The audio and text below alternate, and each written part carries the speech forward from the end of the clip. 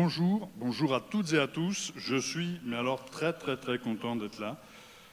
Sur les grands meetings, on a ouvert la campagne déjà, mais sur les grands meetings, parce que là, ici, c'est quand même un très grand meeting. Alors je vais faire comme ça, soit je déplace le truc, ou je vais tourner comme ça, on va s'arranger.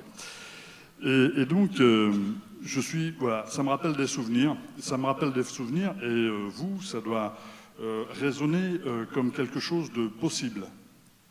Donc c'est très possible que Manu y sera, Anne-Sophie aussi, mais qu'on en envoie plus d'une dizaine, c'est tout à fait possible. Moi, je suis l'exemple qui montre que les choses sont possibles. On avait le chat d'une aiguille pour passer, et on est passé. Donc c'est possible, on peut envoyer un grand nombre de députés européens, France Insoumise à Bruxelles. Et là, ce soir, ce qui va être intéressant pour vous, c'est que vous aurez notre vision du moment politique et notre vision des choses, et vous n'aurez pas la vision de l'expertocratie sur les plateaux des médias qui pensent pour nous et qui disent voilà ce qu'ils pensent. Et bien là, vous voulez savoir ce qu'on pense effectivement sur plusieurs thèmes. On va gagner, pourquoi? Parce qu'on a un programme abouti. Nous, on a un programme abouti. Et puis là, pour l'instant, je ne sais pas si vous avez vu beaucoup de monde. Moi, j'ai l'impression qu'on est un peu les seuls en campagne. Voilà, peut-être que l'Europe n'intéresse pas les autres mouvements politiques, allez savoir. En tout cas, nous, on a un programme abouti et surtout, on a des alliances. On a des alliances, donc ça veut dire qu'on va aller là-bas, on va rencontrer nos amis de Bloco, de Podemos, de Potere al Populo, et puis j'en oublie. Et ça veut dire quoi? Ça veut dire que ça va être possible de gouverner l'Europe pour nous. Vous comprenez? Ça, c'est la différence. C'est-à-dire qu'il y a d'autres petits groupuscules qui tentent le coup pour exister peut-être, mais nous, en tout cas, on y va pour gagner, parce que moi, je m'excuse bien, mais maintenant, j'y vais à chaque fois pour gagner. Je me rappelle c'est le marché de Foix, où quelqu'un d'un certain âge qui m'a dit « Vous savez que c'est quand même la première fois que je vote pour quelqu'un qui est élu ?» Je lui ai répondu « Moi aussi. » Et donc, ce que je veux vous dire, c'est que les 17 députés de la France Insoumise, nous sommes toutes et tous derrière nos candidats aux européennes pour notre mouvement. Nous pensons que nous allons faire quelque chose... il marque par intermittence, quand je vais dire une bêtise, nous pensons que nous allons faire là quelque chose de formidable. Je crois qu'il vous faut, vous, ressentir les choses plutôt que de croire sur des écrans de télévision ou sur des tweets de sondages notamment complètement délirants. On nous donne 0% chez les étudiants. Moi, je ne suis pas d'accord parce que j'ai un stagiaire en ce moment, il est étudiant et il vote pour nous. Ça fait déjà 1. Voilà. Alors, à l'Assemblée nationale, dans notre job, on a ce qu'on appelle la transposition des directives européennes. Alors, on transpose. On arrive le matin, bonjour, qu'est-ce que tu fais? Ben, je viens de transposer, et toi? Ben, moi aussi. Donc, on transpose les directives européennes qu'on nous impose. Et puis, on surtranspose. Alors, surtransposer, c'est autre chose. On va plus loin que ce que demande l'Europe. Et ça, par exemple, on l'a fait, enfin, pour les services publics. Tous les services publics, on ne nous a pas demandé de tout casser, Mais Macron, lui, a décidé de le faire très vite, parce qu'il a des amis, quand même, à honorer, et donc il faut bien qu'il fasse ce qu'il a dit dans... Il l'avait dit, de toute manière. Et donc, pour ici, l'exemple le plus flagrant, c'est celui... Pas le plus flagrant, mais un des exemples les plus flagrants, c'est celui des barrages. Moi, je suis ariégeois, les barrages, on en a quelques-uns. Et vous, vous êtes au bord de la Garonne, et juste un peu plus loin, là-bas, il y a Golfech. Donc, voilà, donc les barrages... Il y avait un décret de 2014 qui disait que sur des enjeux et des services publics stratégiques, l'État français pouvait, s'il le désirait, mettre son veto à des actionnaires étrangers sur des secteurs stratégiques comme celui des barrages. Parce que les barrages, c'est pas seulement l'énergie. Effectivement, l'énergie, c'est important. C'est-à-dire que si vous allumez un ordinateur, il vous faut de l'électricité, effectivement. Mais les barrages, c'est surtout la ressource en eau. Et alors, EDF, aujourd'hui, quand on lui dit, il y a des gens dans le Lauragais, il y a des gens en bas, dans la Basse-Ariège, il y a des gens un peu plus loin qui ont besoin, qui sont agriculteurs, qui ont besoin qu'on lâche un peu d'eau, parce qu'ils n'en ont pas assez. EDF s'exécute, il dit OK, l'acquisition, l'âge de l'eau. Lorsque ce sera un service privé, non seulement le type fera ce qu'il voudra, mais en plus il vous présentera la facture, il présentera la facture à l'État, et en plus derrière c'est que vous paierez cette chose-là en bas de votre facture, qui avant était une facture EDF, qui sera une facture je ne sais pas comment. En tout cas, voilà comment ça va se passer pour les barrages. Mais c'est pas innocent, hein, cette chose-là. Parce que les barrages, ça rapporte 2,5 milliards d'euros par an, quand même. Hein. Donc on peut comprendre pourquoi on s'en prend à ce genre de choses-là. Et sinon, en même temps, c'est un mot qu'aime bien la République En Marche et Emmanuel Macron, en même temps, l'Allemagne, tous ces barrages, eh bien, ce sont les Länder qui s'en occupent. En même temps, la Slovénie, elle fait un grand service de l'eau, public. En même temps, la Norvège, qui a 99% de son électricité par voie hydraulique, lorsqu'elle donne des licences hydrauliques, ne les donne qu'au service public. Voilà. Et en France, on fait autrement. Mais vous me direz, c'est assez logique, tout ça, ça participe de la logique gouvernementale. Alors, on peut se dire, ils sont vraiment incompétents ou quoi? Parce que derrière les barrages, il y a aussi Alstom.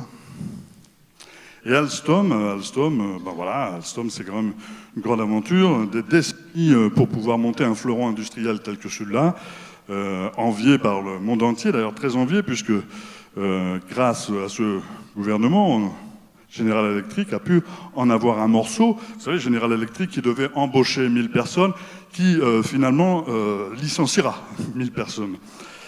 Eh bien, a pris la part des turbines, des barrages notamment. Et puis, derrière, Alstom, on a dit, ben, tu vas t'allier avec Siemens, comme ça, tu feras un truc très fort, et tu pourras contrer les Chinois. Oui, ça, c'est donc ce qu'avait décidé le gouvernement Macron, sauf que l'Europe dit non, parce qu'il y aura situation de monopole, et donc n'acceptera pas cette fusion Alstom-Siemens. Et donc, ça veut dire quoi? Que le démantèlement d'un fleuron industriel par ce gouvernement n'a servi à rien du tout, sinon à faire du chômage et sûrement casser ce fleuron industriel. Alors, derrière, on a Ascoval, Alcatel, Alstom, et puis là, on en parlait tout à l'heure, on a un scandale qui va arriver. Vous avez eu, vous, la vente des aéroports de Toulouse. Il va y avoir la vente, il y a eu les aéroports de Nice. Le 11 et le 13 mars, je crois, il y a un procès sur la vente des aéroports de Toulouse. Il va y avoir les aéroports de Paris. Aéroports de Paris, et puis avec tout le reste de fleurons industriels ou de fleurons technologiques ou de fleurons qui vous appartiennent à vous, citoyennes et citoyens français. C'est votre patrimoine. Le service public, c'est le patrimoine de ceux qui n'en ont pas. Donc c'est le vôtre. À partir de ce moment-là, ces choses-là, quand elles vont être vendues, vont rapporter 15 milliards d'euros. Elles vont donc rapporter 15 milliards d'euros, et sur ces 15 milliards d'euros, 5 milliards iront à la dette. Sauf qu'on a 2300 milliards de dettes. Alors, donner 5 milliards, ouvrez la fenêtre et balancer le truc par la fenêtre, c'est pareil. Et les autres 10 milliards, eh bien, on va les mettre sur les marchés financiers, sur des marchés financiers où on va spéculer pour que les choses rapportent environ 250 millions par an. Sauf que toutes ces choses qu'on va vendre, par an, elles rapportaient 700 millions, voire 850 millions, comme on m'a dit tout à l'heure.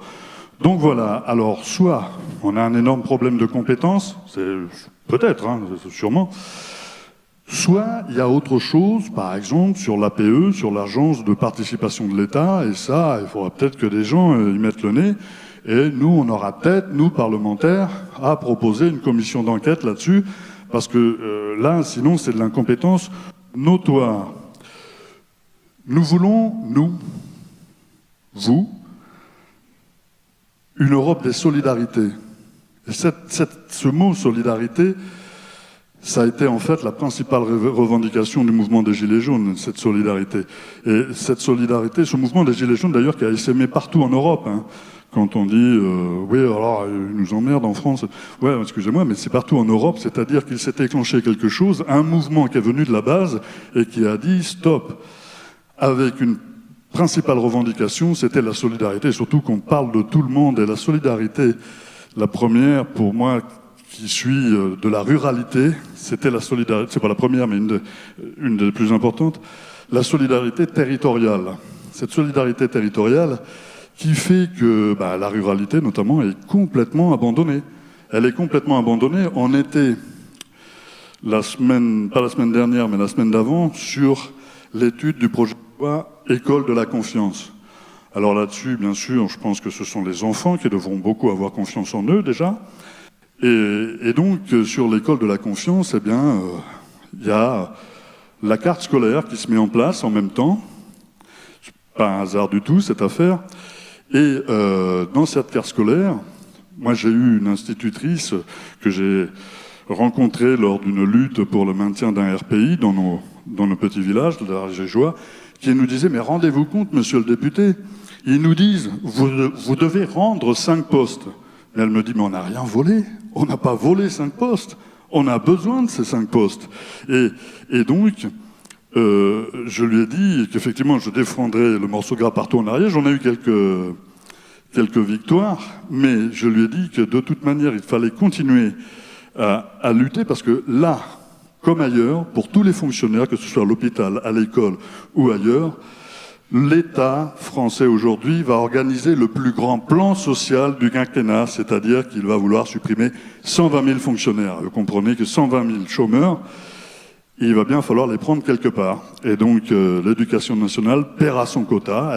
L'éducation nationale a déjà perdu 2600 postes dans le secondaire. Le ministère des Sports, qui n'avait pas grand monde, en a perdu 1600. Donc, voilà. Cette Europe des solidarités, cette ruralité abandonnée dont je vous parlais, c'est plus du tout de service public. Quand je parle des écoles, c'est le dernier service public chez nous. Il n'y a plus d'autres, il n'y a plus rien. Il n'y a plus rien du tout, il n'y a plus de train, il n'y a plus de choses. La mobilité, c'était quand même le truc de départ. Hein. Et la mobilité, c'est le principal problème de la ruralité. Vous voulez aller amener le petit à l'école, vous allez à l'hôpital, vous cherchez votre carte grise ou quoi, vous allez faire 10, 20, 30, 40 kilomètres. Mais nous, on n'a pas des TER, hein. On n'a pas des bus. Hein. On prend la bagnole comme tout le monde.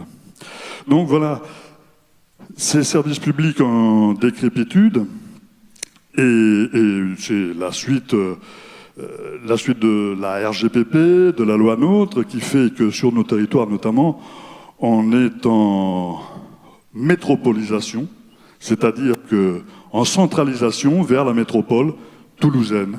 Et 90 à 95% des subsides sont versés au développement de cette métropole et ses alentours, et les 5% sont versés à ce qui reste du territoire, c'est-à-dire 98%. La désertification, donc tout ceci s'accompagne d'une désertification médicale, culturelle, scolaire. Nous, si on n'avait pas une scène nationale, on n'a pas de théâtre en Ariège, par exemple. Dans un département, on n'a pas un théâtre. On a une scène nationale, mais on n'a pas de théâtre. La déprise industrielle, et surtout, le vide politique. Il n'y a rien, aucune perspective, rien. On ne nous dit pas, ça va aller mieux. Au contraire, on nous dit, entre guillemets, et entre les lignes, on vous prévient, ça va être pire. Ça va être pire parce que c'est pas nous, c'est l'Europe. Non, non, non, non. Sur les services publics, là aussi, il y a un alinéa des traités qui dit qu'on peut sauvegarder nos services publics. C'est par exemple ce qu'a fait la Deutsche Bahn avec son service ferroviaire.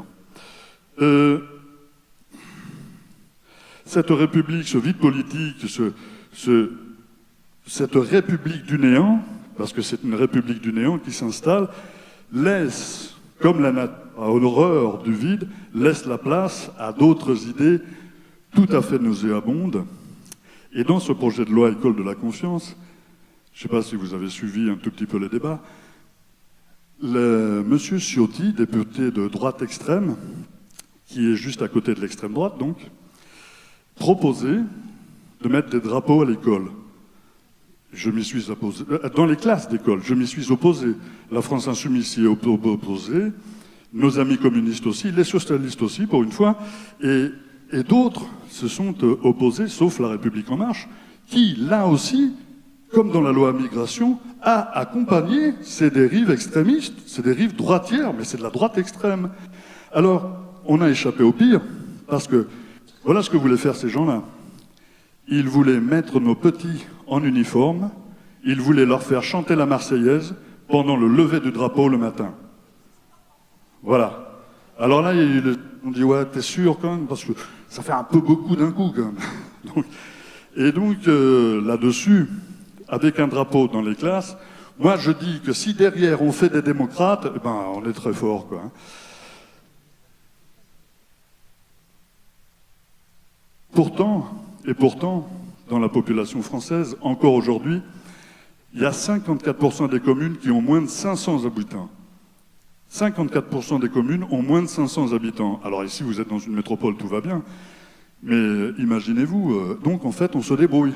Et le problème de tout ceci, c'est cette dérive nationaliste qui peut s'installer, mais c'est aussi ce vide républicain. Et c'est une république parallèle qui s'installe, d'écoles parallèles, d'énergie parallèle, de santé parallèle. Et on a quelque chose qui est complètement parallèle à la République et qu'on ne gère absolument pas. Voilà, donc moi je vous le dis en tout cas, je suis pour l'école de la République et je n'ai pas voté les subventions aux écoles hors contrat.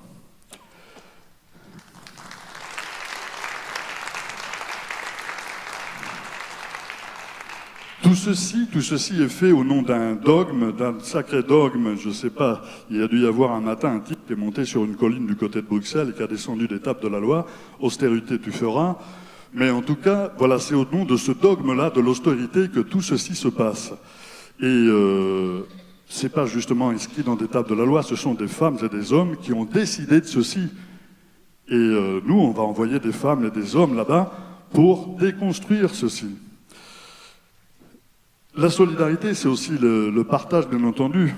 Et vous savez qu'aujourd'hui, grâce à la suppression de l'ISF sur le capital, les ultra-riches ne se paient plus en salaire. Ils préfèrent se payer en dividendes. Parce que s'ils se payaient en salaire, ils paieraient des cotisations. Et donc, ces cotisations, ça ferait diminuer leur salaire.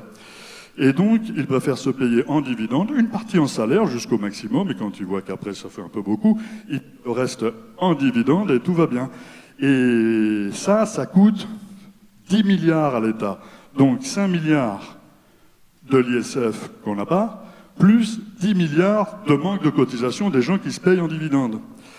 Et derrière, en même temps, il y a 50% des gens qui y ont droit qui ne réclament pas le RSA.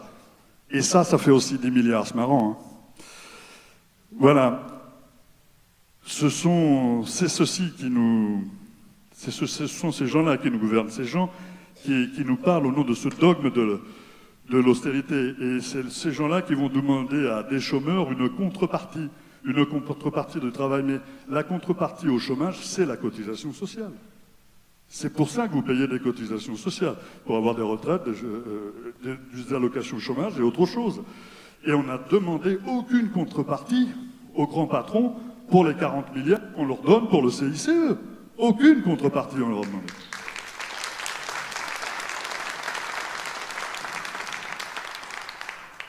Aujourd'hui, la colère des peuples n'est pas du tout, mais reçue, entendue. Je vous dis, je discute avec pas mal de députés En Marche. Certains sont imbuvables, effectivement, et où ils m'expliquent, non, mais ça va passer. Ils n'entendent pas cette colère des peuples. Et je ne sais pas combien il faudra de mutilés, combien il faudra de misère pour qu'ils l'entendent, mais aujourd'hui, ils ne l'entendent pas. Et ce n'est pas ce grand débat à la noix, qui est en fait un grand clip de campagne de M. Emmanuel Macron pour la REM, qui changera les choses. Voilà, et on est dans cet état-là. Et donc, ce que fait le pouvoir depuis qu'il est arrivé, d'abord, il a fait des lois de classe sociale, puis il a posé des ordonnances pour pouvoir ne plus avoir à nous demander notre avis. Et derrière, il a installé un système de dérive autoritaire.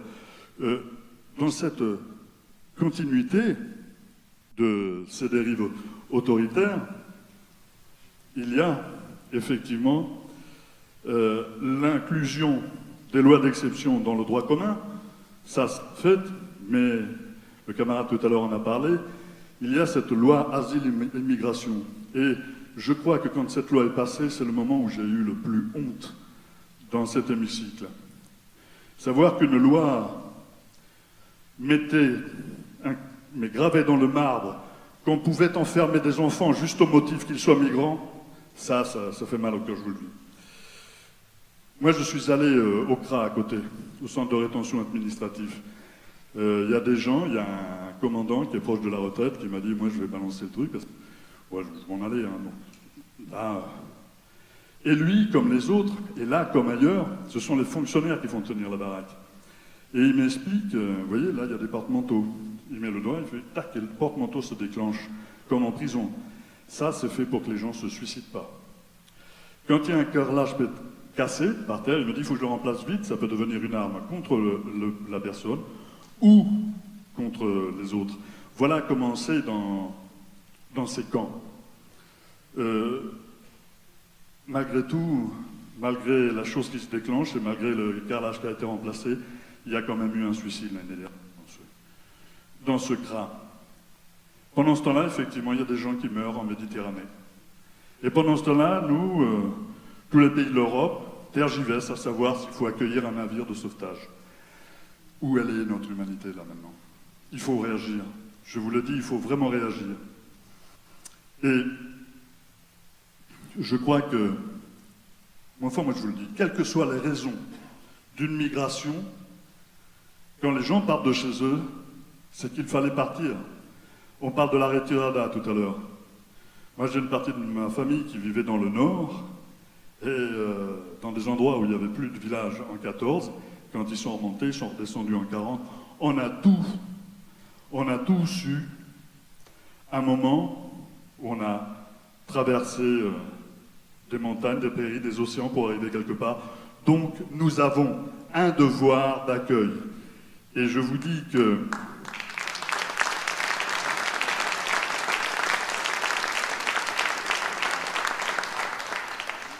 qu'il y va de leur dignité comme de la nôtre.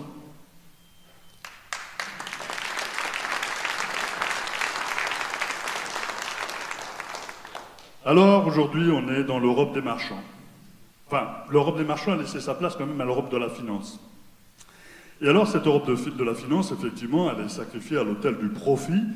Et c'est pas moi qui le dis, hein, c'est M. Juncker qui dit, je cite, « Il ne peut y avoir de choix démocratique contre les traités européens. » Voilà. Comme ça, c'est dit, c'est fait, vous êtes au courant. Moi, je les comprends tout à fait, parce que imaginez qu'ils vous demandent votre avis, ils ne vous le demandent pas. Mais je ne sais pas si ça va vous rassurer, mais ils ne nous le demandent pas à nous du tout plus. Hein. Alors que nous, on est représentants du peuple, on est représentants de la nation, on devrait nous demander sur un traité si on le vote ou non. On ne nous le demande pas non plus.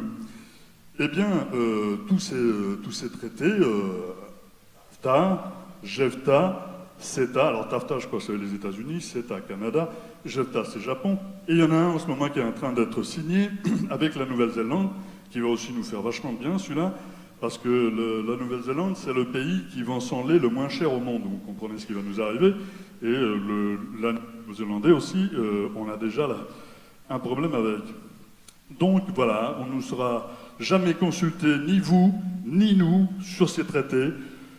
Donc, il n'y a pas 36 solutions. Si on veut une Europe de paix, une Europe de la démocratie, une Europe des solidarités et une Europe des libertés, il faut sortir des traités. Il faut sortir des traités.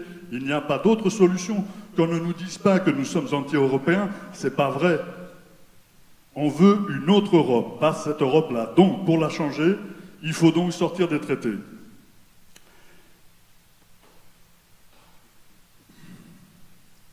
Je voulais aussi vous parler juste de cette transition écologique que l'on appelle de nos voeux.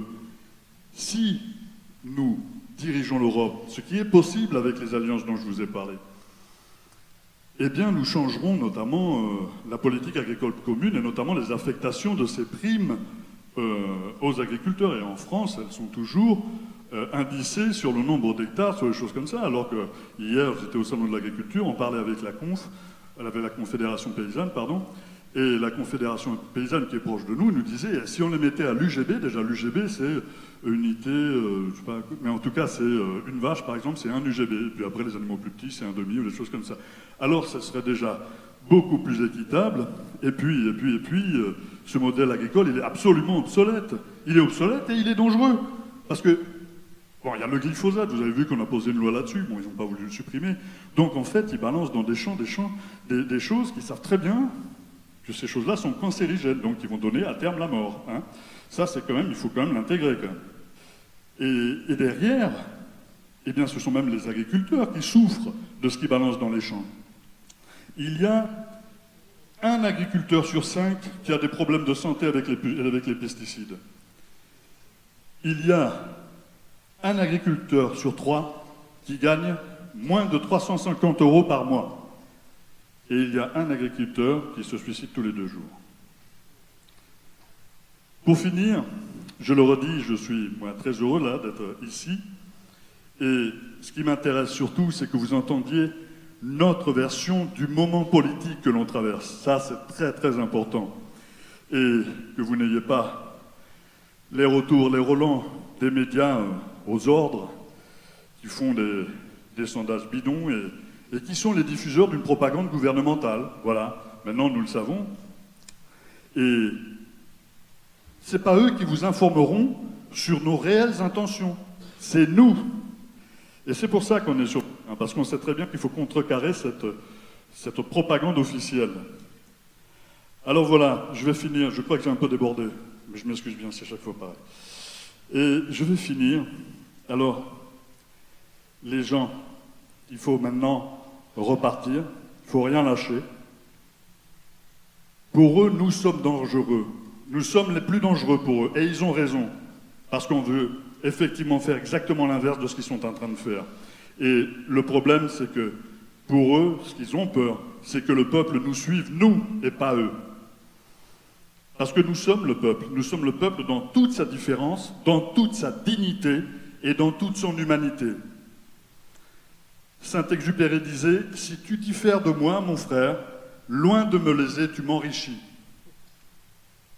Alors, ensemble, le 26 mai prochain, nous voterons toutes et tous pour les candidats de la France Insoumise, Manu Bompard, Anne-Sophie Pelletier et les 77 autres. Merci.